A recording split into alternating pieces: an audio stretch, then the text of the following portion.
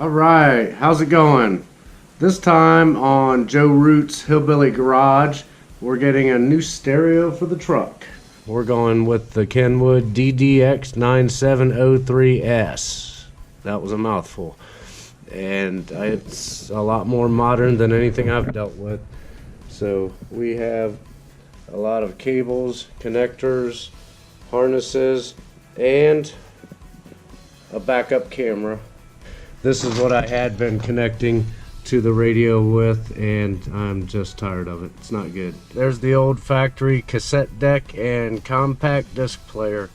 It was in fine working order for what it was. We're gonna rip that baby out and see if we can get something more modern in there. In using the coat hanger method to try to get the radio out of there, I managed to cut up my hands pretty good. So be careful if you try to do that. It might be better to bend them into a U shape or something of that nature. It's definitely loose and it's going to slide right out. It actually took me about 10 minutes of playing around with those coat hangers and wiggling them around in there. Never done it before. Sure, if someone has done it before, it'd be a little bit easier, but it's coming out, so here we go. Okay, back in the truck again. This part's getting a little tricky. We don't have enough clearance for the new radio, so this is what the problem is. This is sort of a shelf bracket that the old factory radio sat on, and it's not allowing me enough clearance between the bottom and the top. So the top is plastic. I think we could cut it, but then I don't think the radio will center right. So I think I'm gonna have to remove the factory bracket.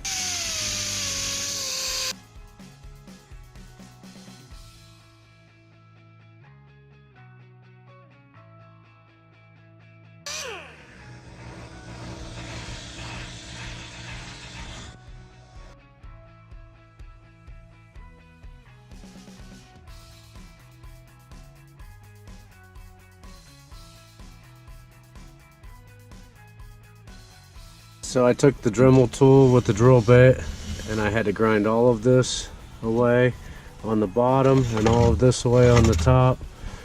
The sides, I had enough clearance on the sides. So the radio actually fits in there now.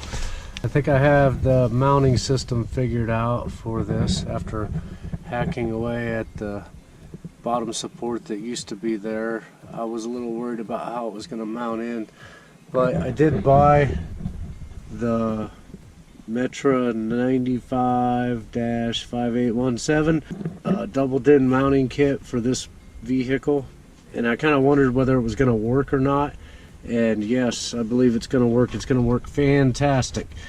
So this is what it is. It's just a couple plates that mount to the side of the radio, screws, but this is the top of the radio. You want to be careful if you use this same kit not to put a screw. It only has 3 screws per side. It says to use the screws that come with the radio, but definitely don't put a screw right here. The instructions say once it locks in, you have to take the dash apart with the radio in it to basically access these screws, loosen them so you can slide the radio out. And I was hesitant to believe how well these would hold the radio in there securely, but my goodness, once they lock in, they lock in. In butchering the dash, the one key factor is to go ahead and cut the top away, cut the bottom away, is what I did anyhow. This definitely isn't a how-to video. I'm just going over my experience. But leave the pieces on the sides, on both sides here, and that's what this kit locks into. And then once it locks into those, it is so secure, it's not going anywhere. You can't pry it out. You always have to take those screws loose. And then in doing that, I don't have to fool around with trying to block it up in the back or anything, because it is tough. It is secure. So I am not going to slide that back in there. I'm going to go ahead and start on wiring.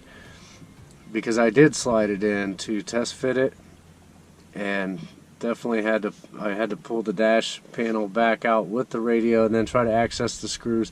Screws were in the wrong spot. Had to take the vents out to get the bottom screws out.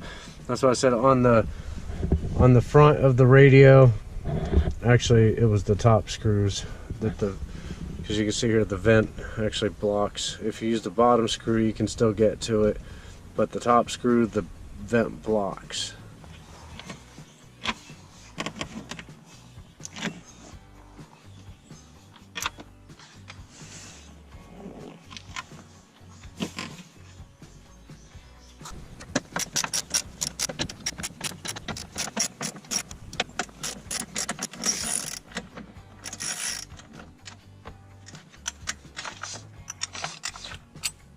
On this Ford truck at least, the reverse trigger wire is on this very corner bottom connector on the fuse box. It's the black and pink wire. That's where I brought my wire down, tied it in, so that when the vehicle is put in reverse, the camera kicks right on and shows you what you're about to run over. Down on the driver's side floorboard, this is where the camera wire comes down. I'll have to tidy up those wires up there a little bit. And there's a grommet there for the cab mount bushing. Passes right through there and then down to the frame rail.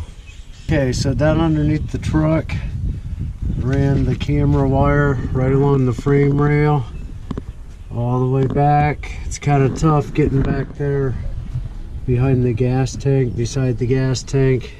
And yeah, I have some work to do down here, that's for sure, with the rust. But the camera wire is just long enough for the crew cab, long bed, long wheelbase, just long enough to get back there. There's not much slack whatsoever. So here's a look at our modern stereo wiring.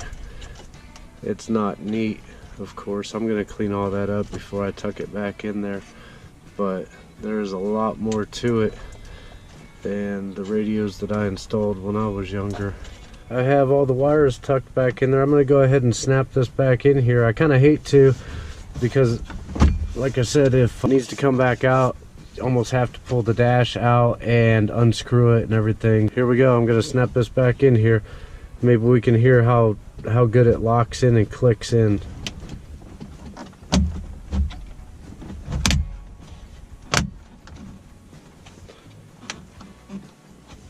That's it.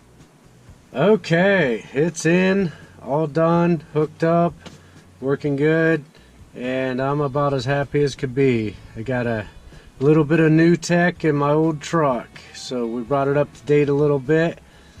Couple features on the radio. I'm not really going to give an in-depth review of the radio. There's a lot of places online you can get that, and I just hooked it up and started playing with it myself. And so for an old dinosaur like me, it takes a while to catch on to a lot of this stuff. But the main reason I wanted it, well, one of the main reasons, okay, there were a lot of reasons. I did get the backup camera working, works good.